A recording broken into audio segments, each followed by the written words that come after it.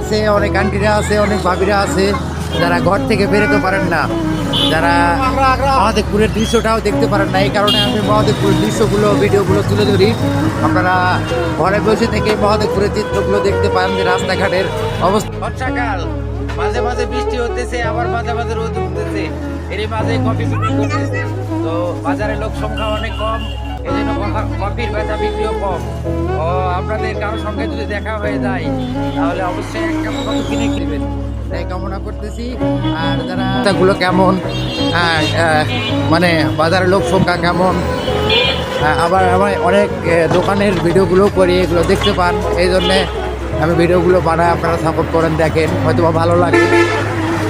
ইনশাল্লাহ ভালো লাগলে ভিডিওগুলো একটু দেখবেন, লাইক কমেন্ট করে পাশে থাকবেন, এবং দেখা হলে এক কাপ কফি কিনে খেয়ে বা অন্যকে সহযোগিতার হাত বাড়িয়ে দেবেন। ধন্যবাদ সকলকে, আসসালামু আলাইকুম। এই যে কফি, গরম কফি, 10 টাকায় দুধ কফি।